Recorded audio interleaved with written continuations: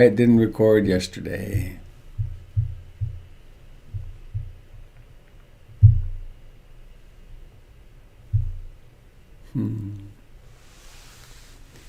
Good morning, dear Dharma friends.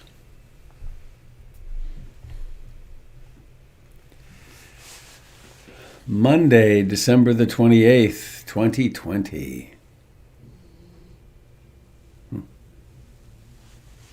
Another rather crisp morning on my commute across the backyard.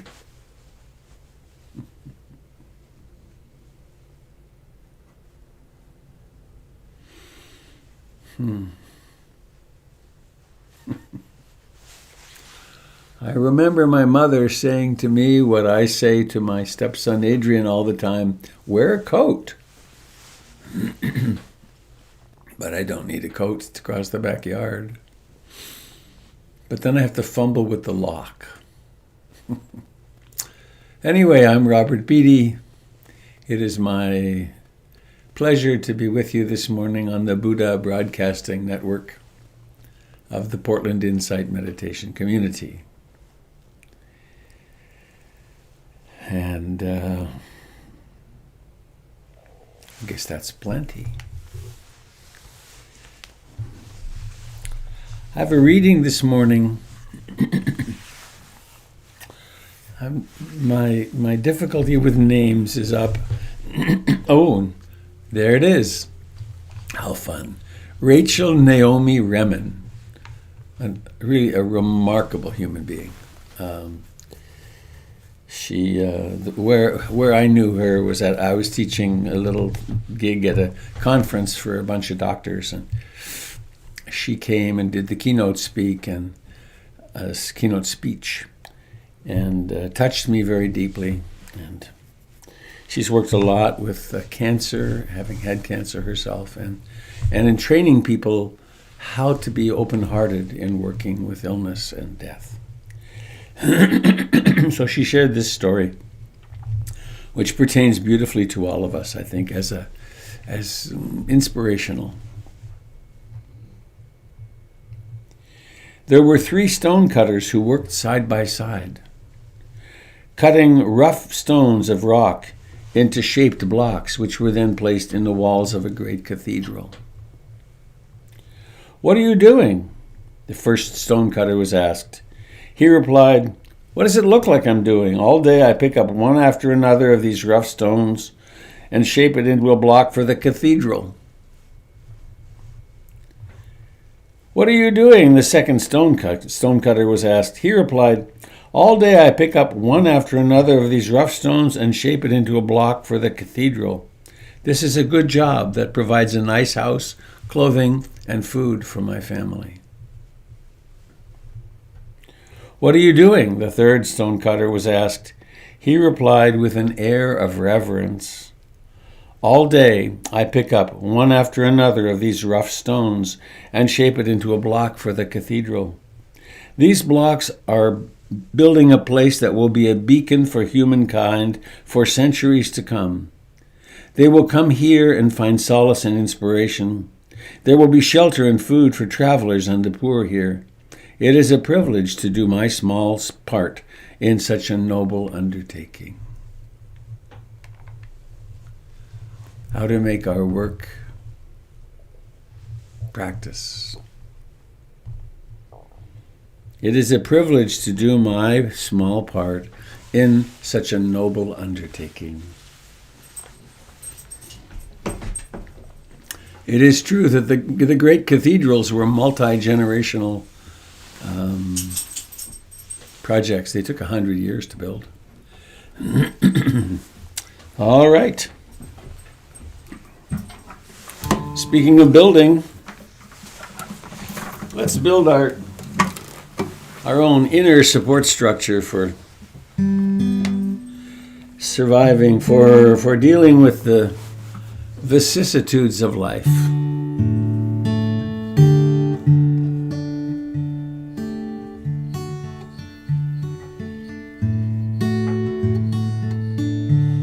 I take refuge in the Buddha. the one who shows me the way in this life. Namo Buddhaya, Namo Buddhaya, Namo Buddhaya.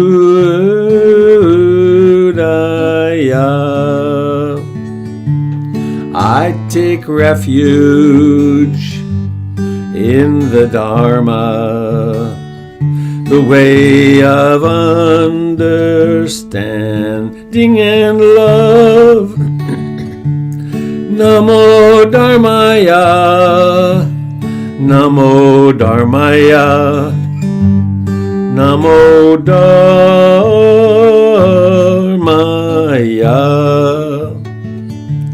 I take refuge in the Sangha, the community of mindful harmony. Namo Sanghaya, Namo Sanghaya, Namo Sanghaya.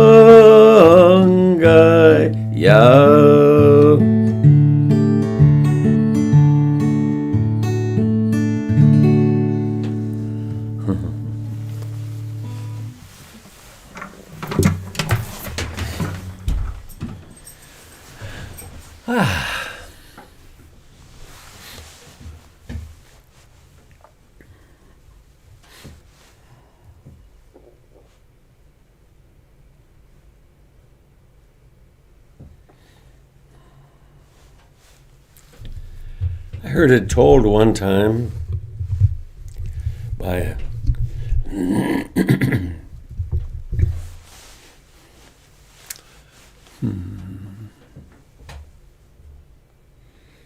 a Dharma teacher friend, acquaintance, that when Buddhism, in the several hundred years after the Buddha died, when Buddhism went west into Afghanistan and then up over the mountains and then east to Tibet and China, that it took 100 years for Buddhism to become one of the national religions of China. There were already Taoism and Confucianism, but it took 100 years, and they called it Chan, C-H-A''A''N, Chan. And it means the ones who sit, the sitters. So let's do the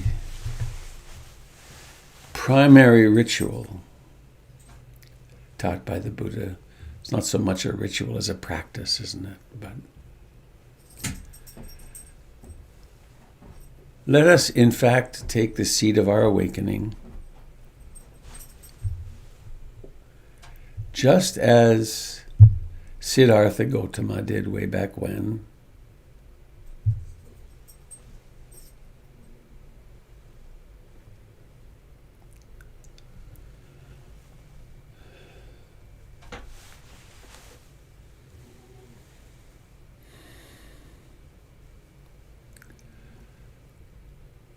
And let us notice that we are alive.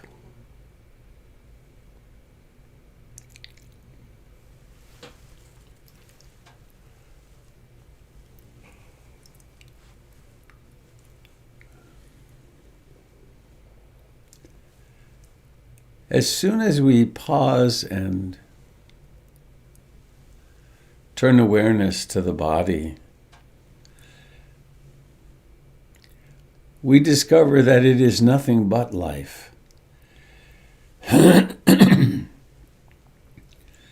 Sensations of all kinds in their different locations, in the hands, in the feet, deep in the abdomen, in the gut.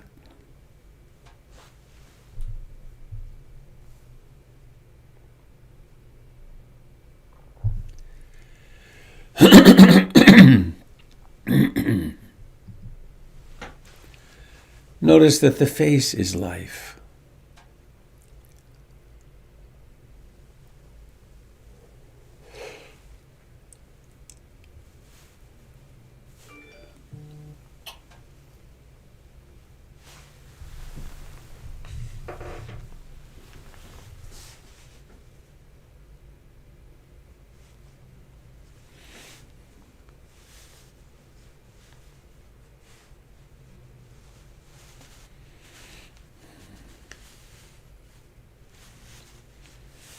And notice that the breathing,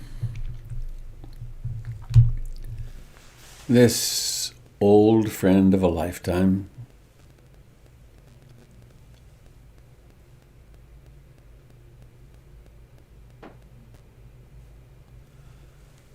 continues to expand the chest and abdomen. Continues to create tiny sensations at the nostrils.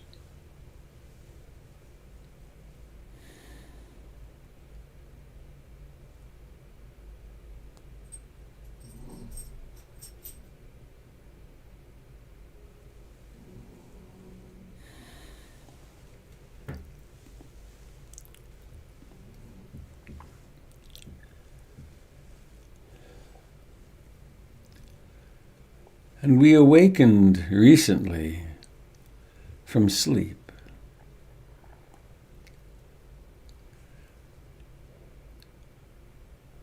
And mostly in sleep there's no mindfulness. And the mind can do really whatever it wants. There's no predicting what mood will be present upon awakening.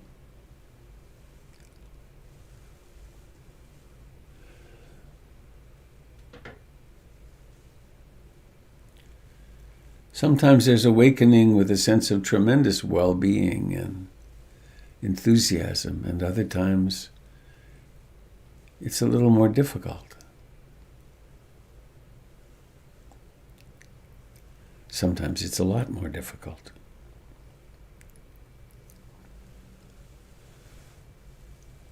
And so, however it is, however the mind is,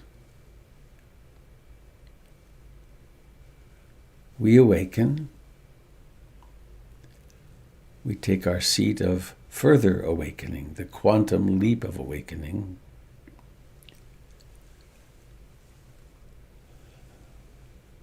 And we use the breath as home base.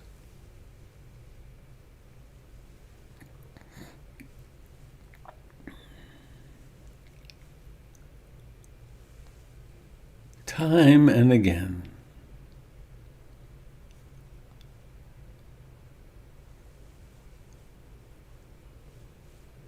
Embracing the actual sensations in the body as it breathes.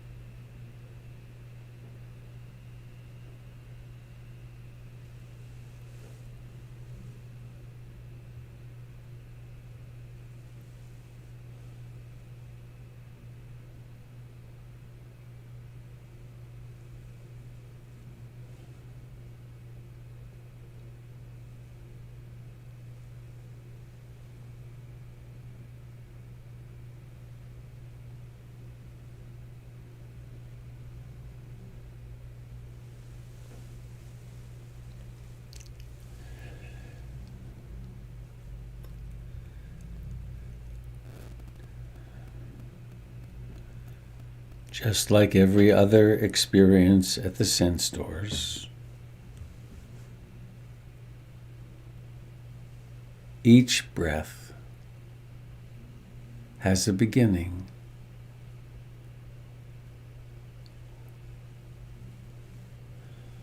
It doesn't exist, and then it does exist.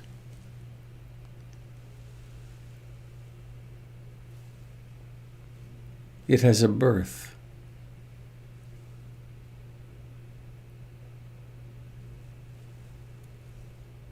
It has a rising to fullness, a decline, and then a vanishing.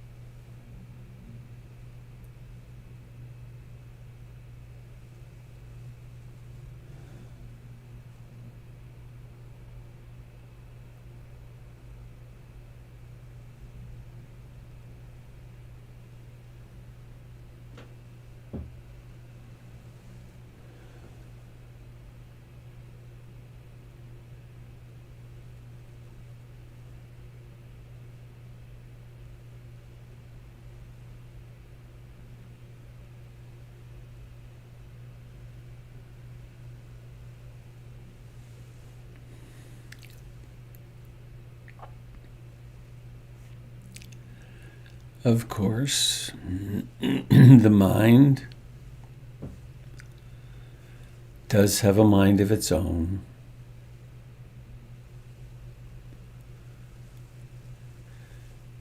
May well be colored by desire and aversion, restlessness, sloth and torpor, and doubt or doubt.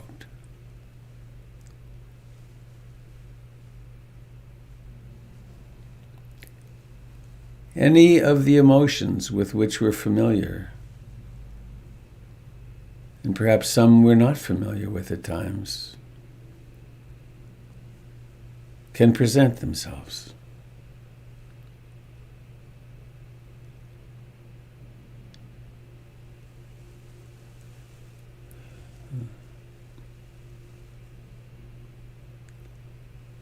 When we can, we stay with the breath. When these, quote, distractions, these other facets of life are dominant, we turn this mysterious awareness to them. Easy to say, challenging to do. But of course we have time. We're not in a rush.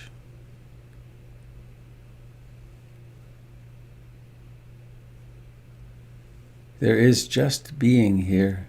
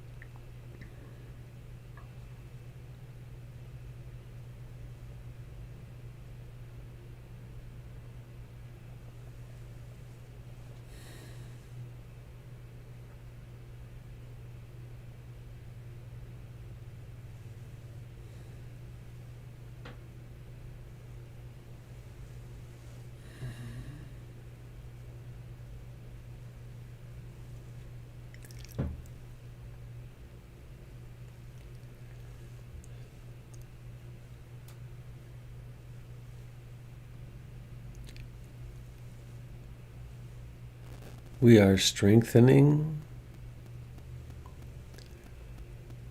mindfulness and concentration.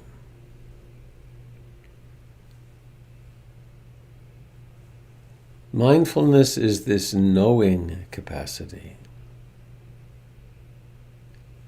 remembering to remember the intention of practice and illuminating whatever arises. Concentration is the capacity to focus the mind on one object and then to stay there, to choose the object, to initiate contact, to persist in contact. In practice with the breath, that means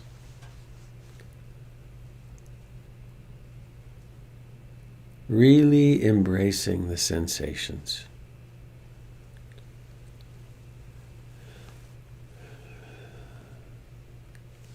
Letting concentration land upon this moment of breathing, like a butterfly lands on a flower.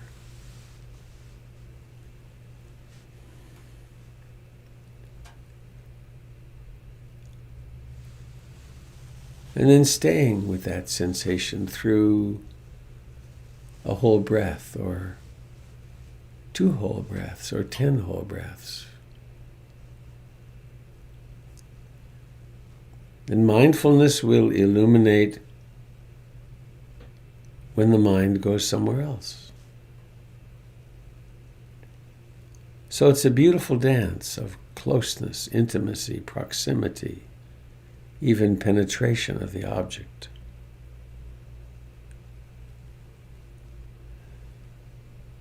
Of letting go of everything else.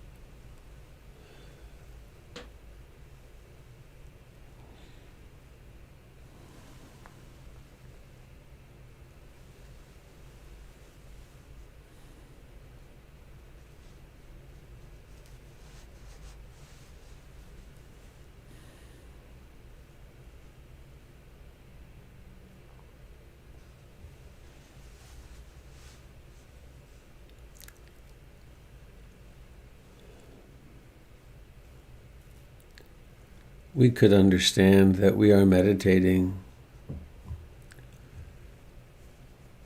to modulate, to moderate our stress. A worthy goal.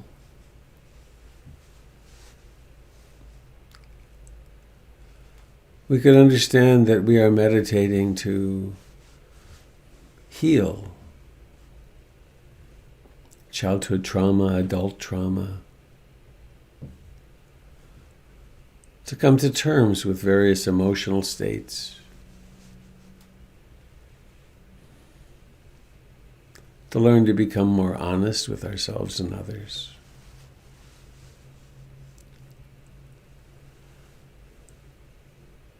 A worthy goal.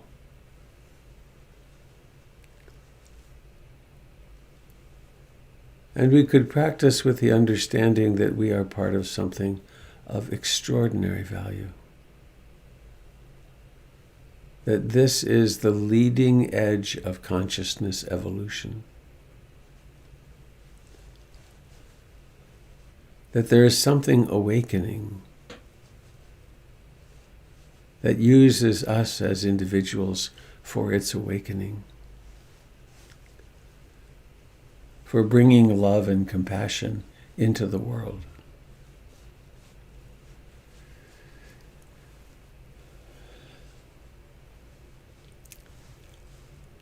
Our work in meditation then becomes a sacred act, an act of reverence, an act of belonging in Sangha.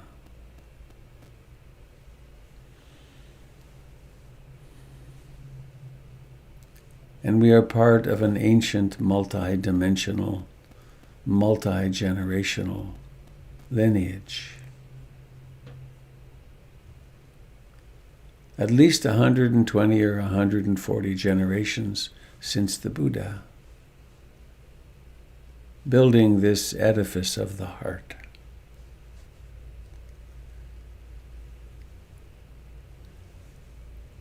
And so we embrace this breath,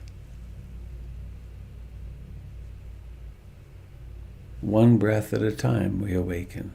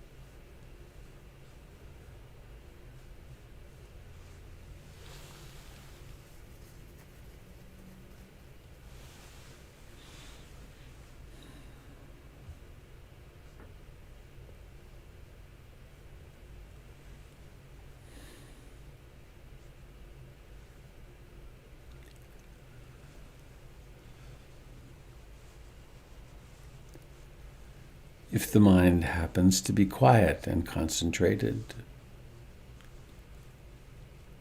we more and more let go of the body and the world and just rest in the ease and beauty of simple breathing. Perhaps in sensations that arise in the body as a result of that concentration.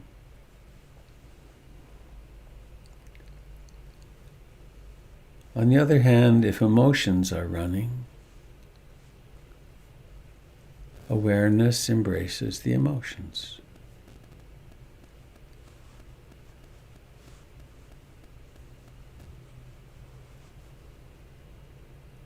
In love, there is room for everything.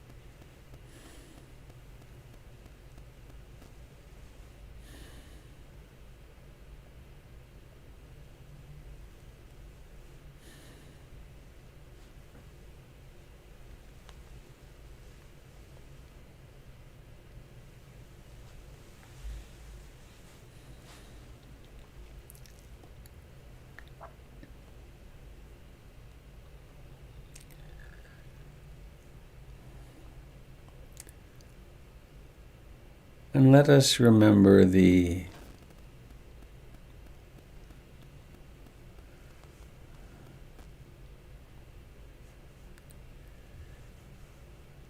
which is revealed when the greed and hatred and ignorance of the mind are put aside.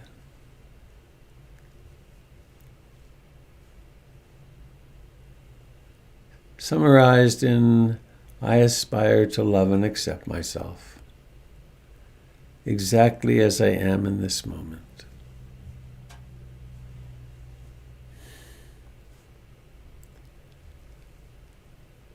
It's a relief to put down the constant self-improvement project. May I accept myself, the experience of this moment exactly as it is.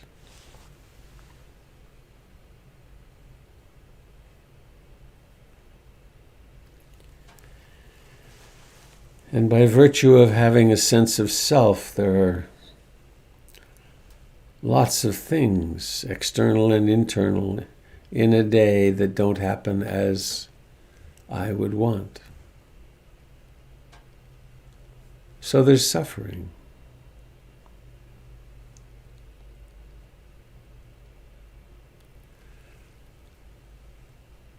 And there's the intention, when I'm hurting, when I'm suffering, no matter how subtle or how coarse, no matter how neurotic,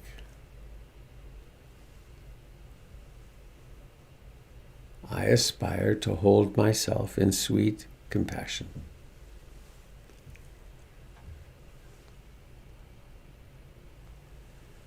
There's that wonderful mantra, human again. I am human again, or still.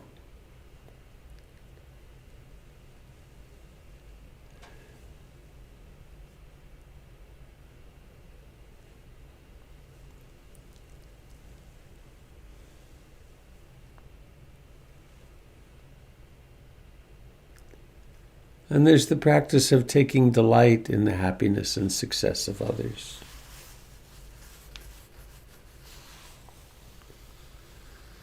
sympathetic joy.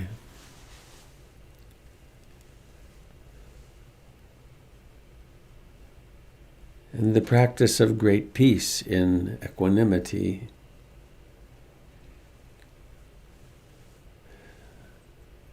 Accepting how life unfolds.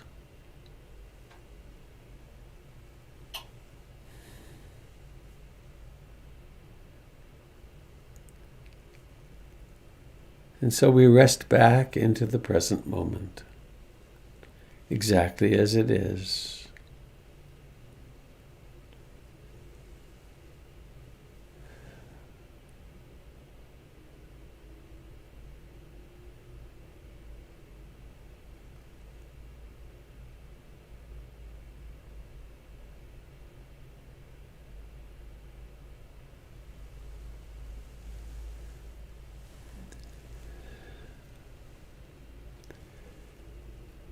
And please now, I invite you to look forward to your day.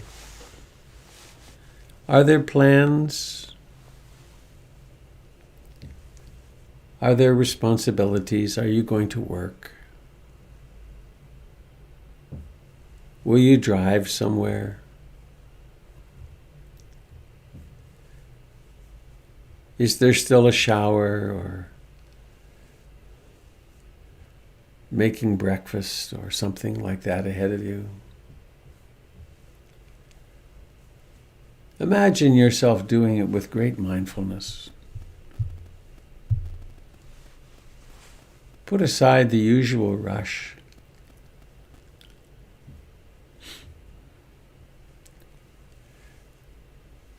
When you change gears in the car or press on the accelerator, doing it knowingly. When you pick up your phone to check the news or whatever else you do on the phone, pause a few seconds. Be mindful.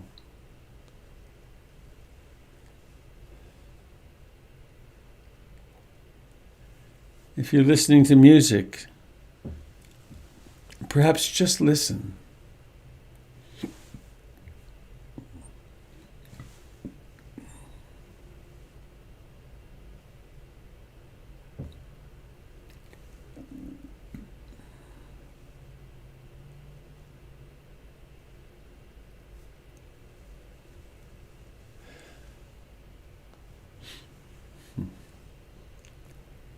And you might plan at the end of the day, before you go to bed, to think back over the day and think of how many moments of mindfulness there were.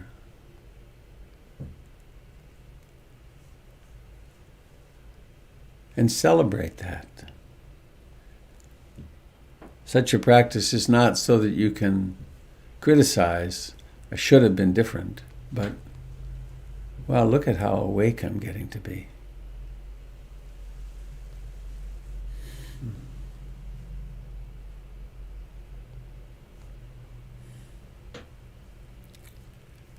And so now, please become aware of the entire body as it sits here.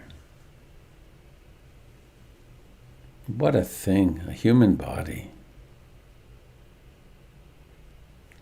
What a mysterious complexity it is.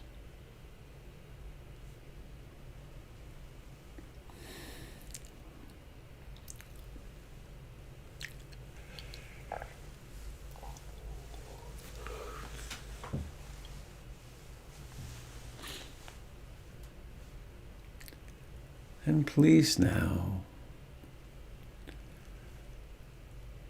dive even more deeply into the aliveness of being a human, bringing awareness to the face, to the cheeks and lips, the forehead and the eyes, and make the necessary preparations.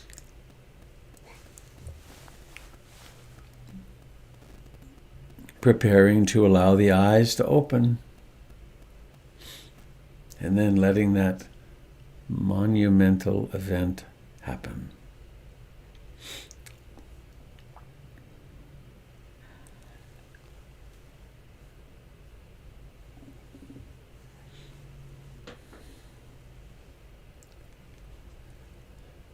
Notice how light comes, shapes, forms.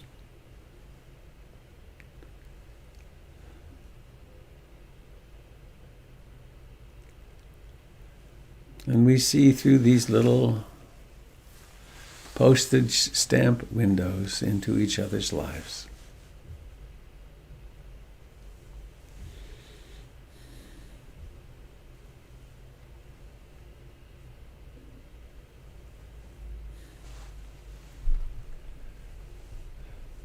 We might practice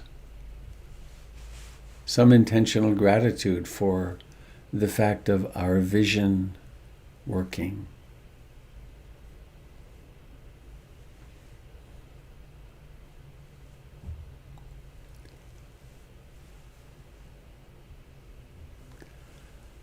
In my case, I also thank my ophthalmologist and the people who ground these glasses.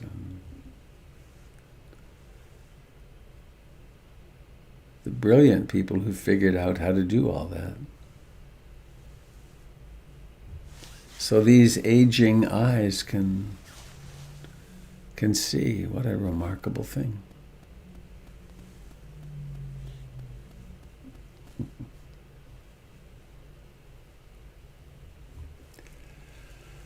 So, dear friends, in terms of announcements, please join us on New Year's Eve, 9 o'clock. Information on the website. Saturday next week, Saturday the 2nd, Paige Cogger and I will be teaching a one-day retreat, welcoming in the new year. Sunday night coming up is Candles gathering on Zoom. And I think that's all I want to say by way of announcements. So what have you discovered this morning? Is there something you'd like to share here on the 28th of December?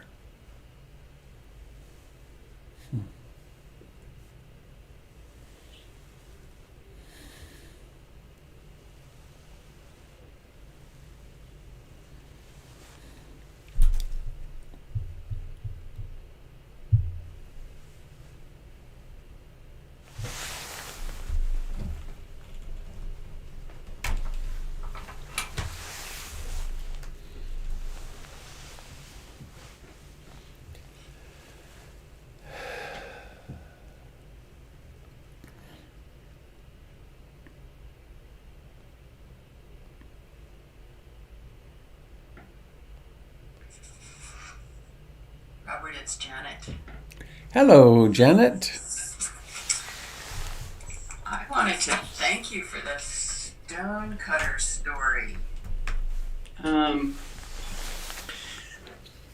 I've always been a person who did stuff like picked up trash and had to be sure that I recycled every piece of plastic or whatever that I could. And I always felt like I was an oddball. But your little story gave me a different way to frame that. I think I'm going to look at it as sort of contributing to something much bigger. So thank you. Mm-hmm. Oddball can be a very positive term, too. You know, one or two standard deviations away from the norm of consuming everything in the world to actually acting as though we're part of it.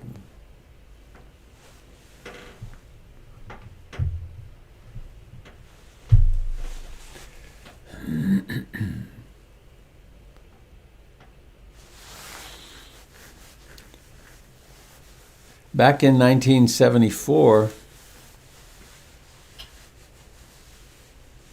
No, 1971, actually.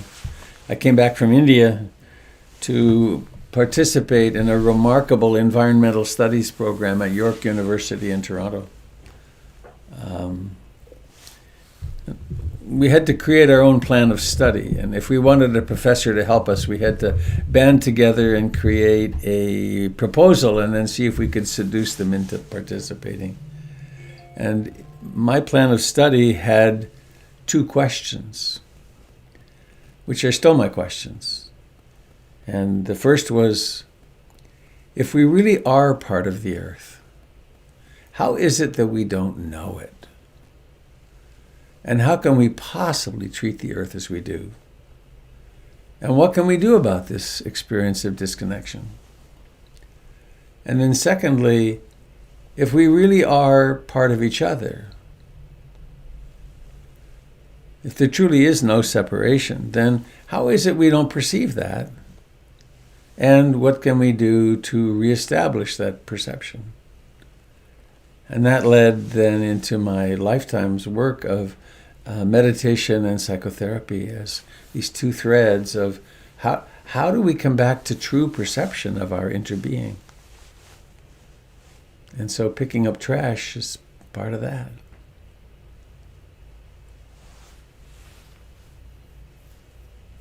Same as taking care of children.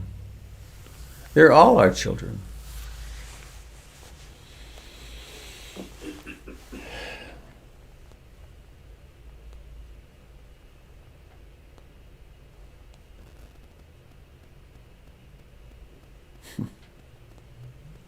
The same with passing legislation.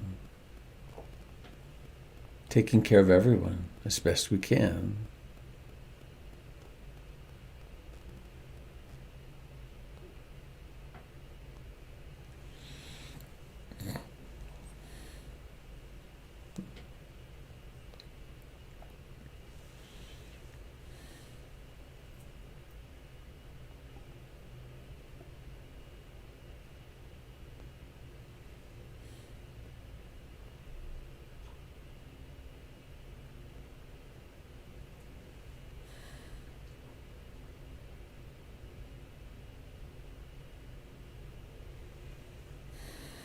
Robert, this is Had. I started sitting with you in the early 1990s at the Dharma Rain Zen Center. Do you recall that place? I certainly do. And I see how far my own practice has meandered and changed, and definitely in the path of awakening in my life. And I have a question for you. How I know at the Zen Center you would occasionally mention that you had led sits, Dharma sits at other locations like Milwaukee, I think you even said. But my question for you this morning is how,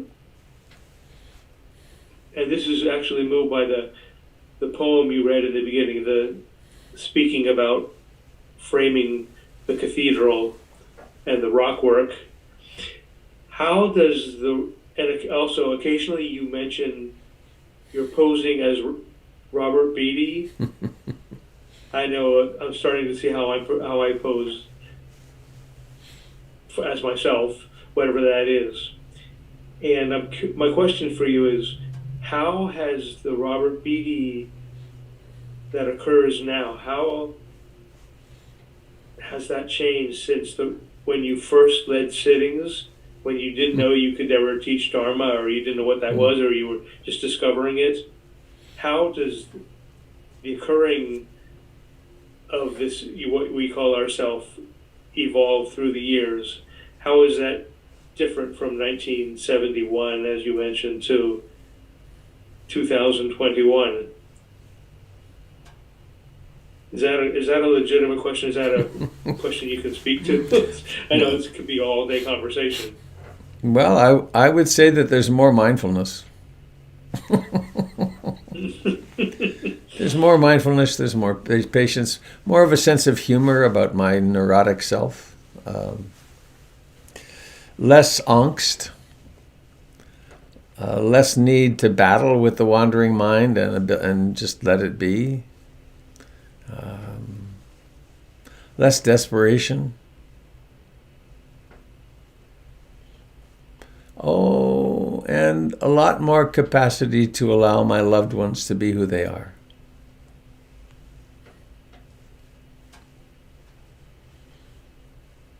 And Jennifer and I have been working with a really fine couples therapist for, I don't know, maybe it's 5 years now. It's been a long time. And the real evolution for me has been, it's in one terminology, it is a gradual, ever so slow diminution of codependency. To be able to allow her to have her feelings and thoughts and moods and so on, and not have to resonate with them, to actually have her be a separate person.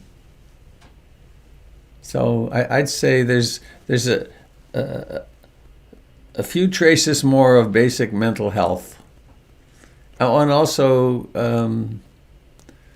greater and greater confidence in the Dharma. I take refuge in the Dharma.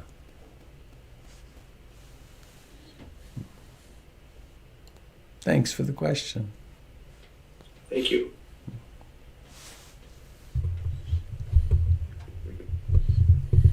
I guess there's one other thing that is a very important discovery for me. I don't know that it's true for all, but the neurotic Robert has not gone away. He's just much more workable. The same patterns are here, but there they are. Now, how can I act responsibly? How can I be loving in this circumstance?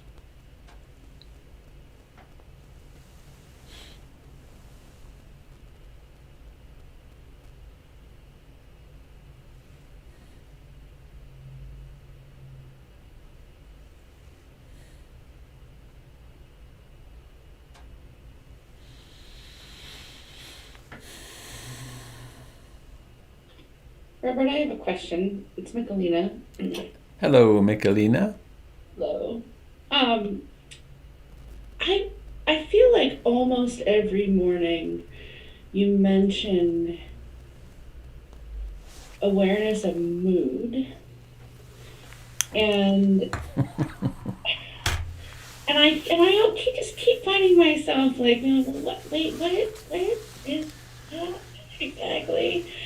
And I have some, I've got my ideas and my stories. But I'm curious how you would describe it from a like Dharmic Buddhist perspective, and in particular, like how mood relates to the 5 hindrances.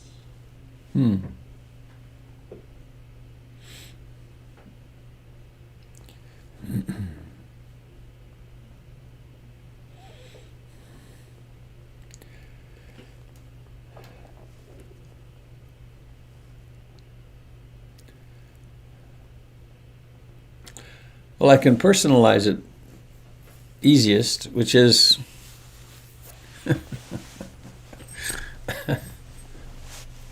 in the ongoing quest for pleasure and distraction and happiness, I stayed up late last night watching Wonder Woman 84.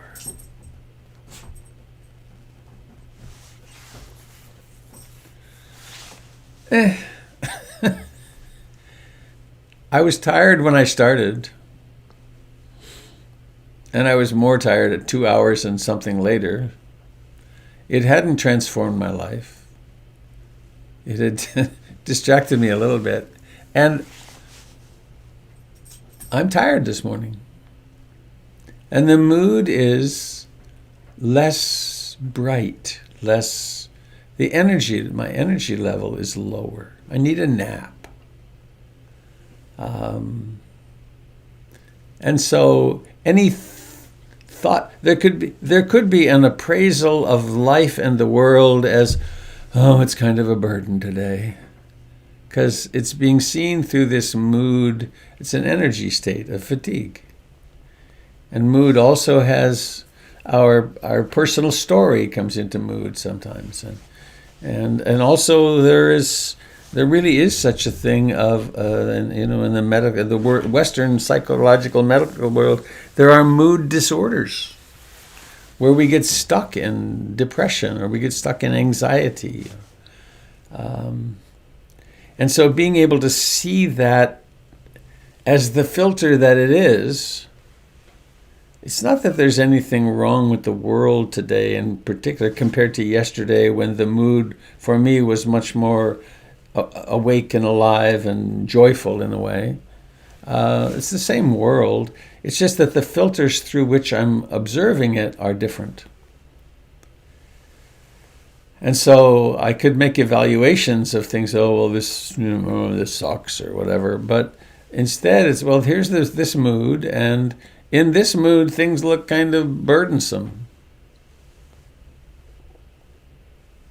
So with the 5 hindrances, there's the energy states. There's restlessness, agitation, worry, sloth, and torpor. There can be that can be happening, and liking and disliking.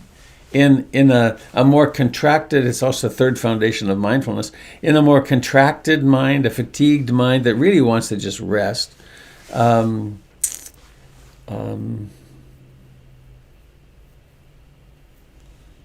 can be disliking. I don't like this, I don't like that. The critical side can emerge.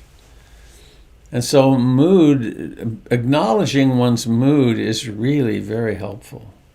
It's one of the things that Jen and I have come to with the therapy as well, which is if we're in some kind of contracted reactive state, to let the other know, which is, I'm not in my best form right now, so leave me alone, or just to share that with each other, because we so easily misinterpret.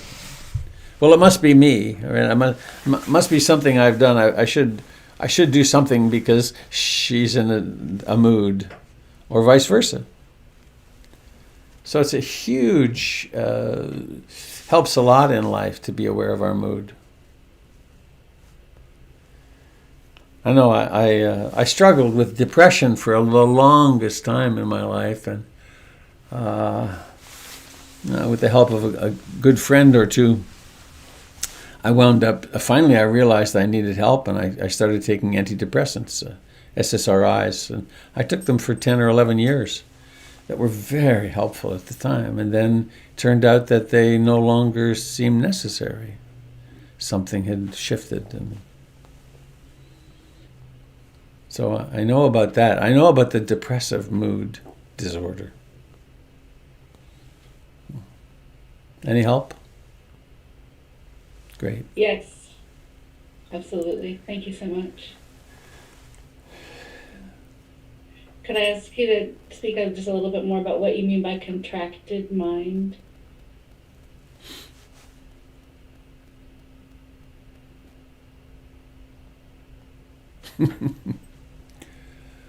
Oh shit, I have to work today.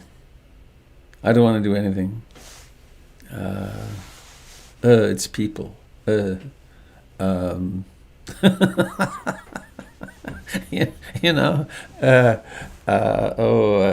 There's all these things I have to do, and I just I don't want to do them. As opposed to there's other days when it's like this spaciousness. Oh, bring it on, right?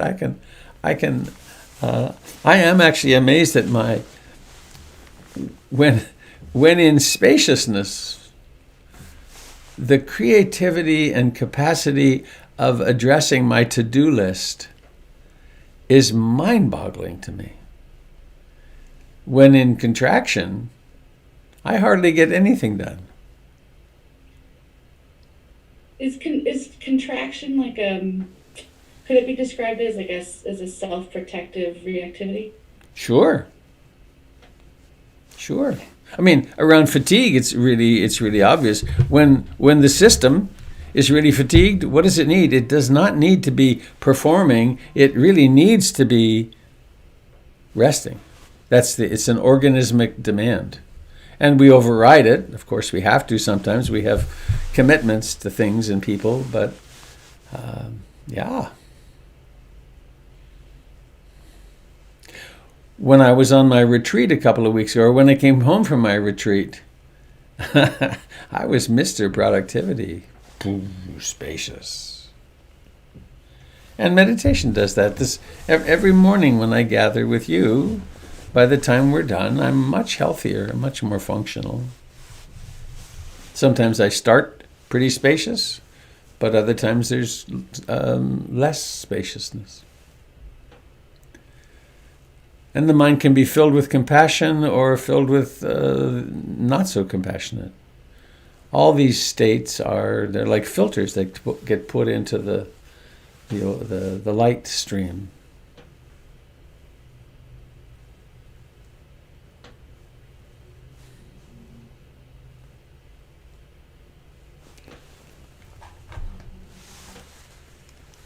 Anybody else have anything you'd like to share?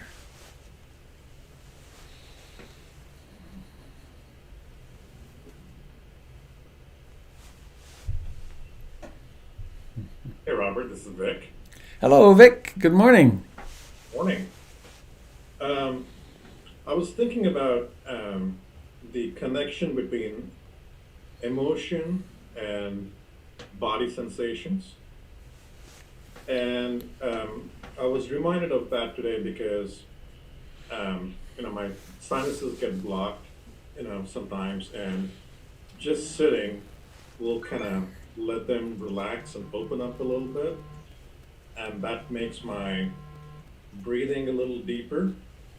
And I almost feel like I'm sometimes gasping for breath, and I kind of get a deeper breath, and that kind of calms me down, which gives me lesser anxiety and fear.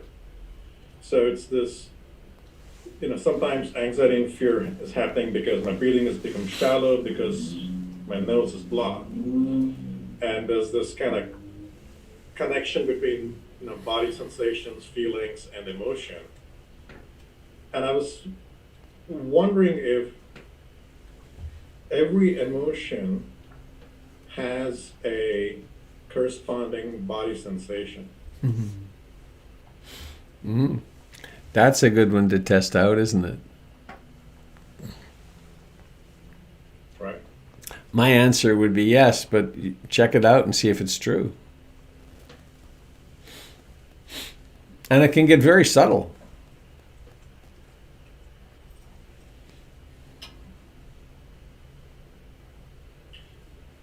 Is there, I wonder if it's the same for everybody. I mean, we are all human bodies, and I wonder if pleasure always has, I don't know, a sensation in the left pinky, or fear, something in the chest, or something like that. Certain intense emotions people tend to feel them in the same place, like fear in the pit of the stomach, in the solar plexus, and I have I have a medical exploration story that was quite remarkable. Back, 10 years ago, I got a stent put into my heart. And so they started, they used to, now they do it through the wrist, but they were doing it through the groin, and they go up the main artery, it's the aorta, isn't it? They go up and they go over the aortic arch, and then they go down into the heart, and then they can travel through the different arteries to get to where they need to be. And I asked them if I could stay conscious. And so I was conscious, and then they squirt the dye. They do an injection of a dye, which all of a sudden you can see the heart. You can see all the blood vessels. They're just completely visible. They're like rivers, and like a delta. And the sensation in the heart is heartbreak. It's like, oh, I've been left again. Oh, but 10 or 20 times worse than it happens happens when someone leaves, or a death happens, and but they visualized it maybe, I don't know, 3 times, 4 times. I have a video of it actually, and And then they decided there was the circumflex artery had a narrowing, serious narrowing. And so what they do is they go in and they have this little wire mesh thing, and then they expand it with a balloon, and then it stays expanded. But when they put it in there and they blow up the balloon, it's the beginning of a heart attack. It's an occluded artery. And so I had told the doctor, if I wave my hand, it means hit me with the good meds, and there was this. I was having the experience of having a heart attack, the start of a heart attack, and it got bigger and bigger and bigger and bigger, and I was bearing it. Yeah, this is pretty intense, and the heartbreak. Oh God, and then, poof! It was gone. So the blood got through that artery better than it had for years, and but that was very interesting because it was confirmed to me that the heart is a feeling organ, and when you experience, a little sad now, interesting, where's that come from? So amazing. When you're feeling heartbreak, if you pay attention, you may actually feel something in your heart. And 90% of the serotonin in the body is in the gut. Why is it that we feel some deep emotions in the gut? Well, it's because it's all feeling. It's a very expensive way, to get that experience, to have a stent. But I suggest if you ever have one that you do it as consciously as you can, because I also had, with my brain surgery, I had angiograms of my brain. And that was interesting too, from the inside, the strange things that happen, the feelings, the hot feeling inside here, which there isn't usually even sensation, but there was something.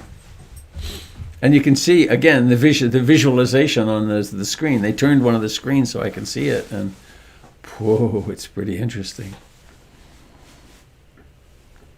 And I have a little paperclip-like thing. It's like a little clip that clips off that aneurysm that was getting ready to blow. So that was kind of a diversion from what you were saying. But it's true that we are feeling organisms.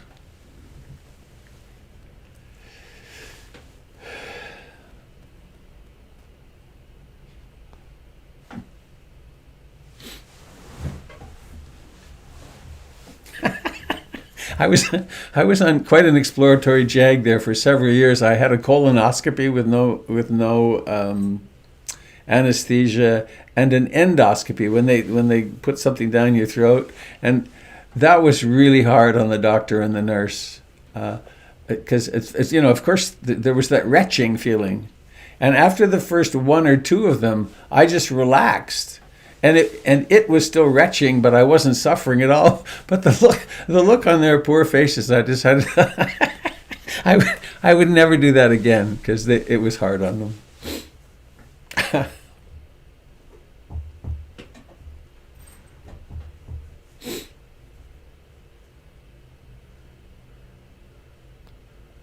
Actually, I had my last colonoscopy back a couple of years ago. They don't do them after 70. At least unless you have some predisposing condition. So, phew.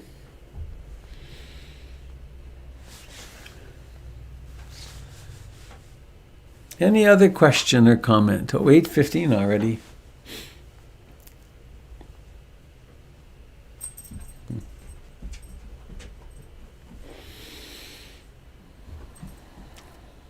While I remember, tomorrow morning at 6:30 is the Mindful Movement music adventure.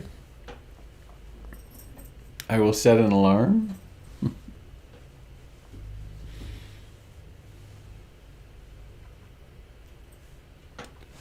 Alrighty, let's sing our way out of here. You ready to unmute? Here we go. May all beings be happy. May all beings be happy. May all beings be happy. Sadhu, sadhu, sadhu. Goodbye, dear friends. Have a lovely day. Have a lovely day, everybody. Very mindful. And oh, look, there's a cat waving to us from David's. Is that cat abuse, David? I think the cat is abusing me. She's had enough of this. I She see. needs my attention. Bye-bye. Have a safe day. Thank you. Be well, be well, everyone. Robert, will you put the stone poem on your blog? I will. I'll do it right now. Thanks for the reminder. Thank you. Adios. Adios.